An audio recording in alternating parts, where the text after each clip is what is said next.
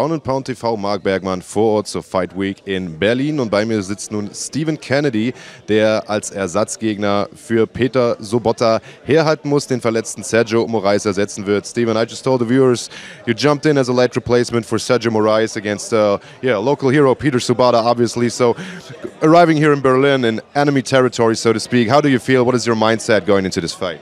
Yeah, I've been asked that question a few times. I'm usually the hated guy, so I don't usually get the cheers from the crowd, so it should be no different. I don't think it'll make a difference on the night.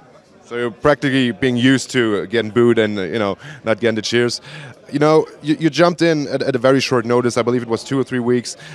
Were you already getting prepared for another fight, or why did you jump in? Why did you take the challenge to jump in here in the UFC on such a short notice? Well, I was training for a boxing fight, so I was in okay shape. But the UFC doesn't call me every couple of days, so I figured I thought I could beat Peter. That's why I took the fight.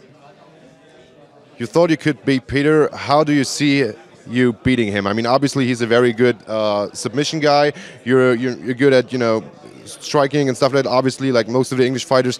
How do you see the fight play out, and what can you bring against him?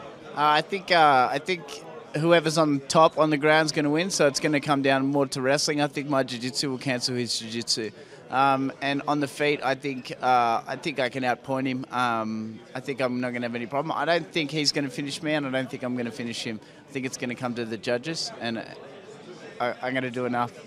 Yeah, that's the plan, but we'll see how it plays out. I mean, he was obviously preparing himself for Sergio Moraes, who's also a grappling guy. So this should be, you're a different kind of fighter, obviously. Do you think that can play in your cards, that you get him in an off day because he's preparing for a submission guy and now you're striking with him and stuff? Potentially, but Sergio Moraes is very good on the ground, so he was probably Peter was probably working a lot of stand-up, hoping that he was going to be able to keep the fight there and win there. It depends how his training camp was going, but yeah, I'm sure he's better prepped than I am.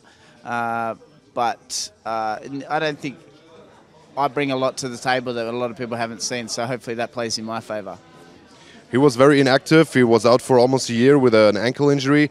You, on the other hand, were very active. Your last fight was in May. I think the last fight before that was in December or something like that. So you're there's no ring rust for you. Do you think this could be good for you in this fight? Potentially. It depends. He's still young, though, so I'm sure he's recovered well, and I'm sure he's had some great training in the gym. Sometimes the fights in the gym are just as hard as the real ones. But yeah, I never feel any ring rust or any nerves or anything like that, so that's going to help me. So it's okay. It's going to be a great fight. Now, this is obviously a UFC debut. This is the big one, finally. Do you feel the infamous octagon jitters? I mean, obviously you guys have a lot to do. You have media, schedules and stuff like that. Does this, take away some pressure, or does this add pressure to you going into this fight on Saturday? I don't feel any pressure, but I'm sure the octagon jitters kind of happens to guys once they get in there, so I'll let you know right after. Right, and well, Steve, thank you very much for taking the time to do this. Happy to see you here in Germany. Hope you like it, and wish you the best of luck for Saturday. Thank you. Thanks heaps. I hope everyone in Australia is watching on UFC Fight Pass Live. I hope so too. Thank you.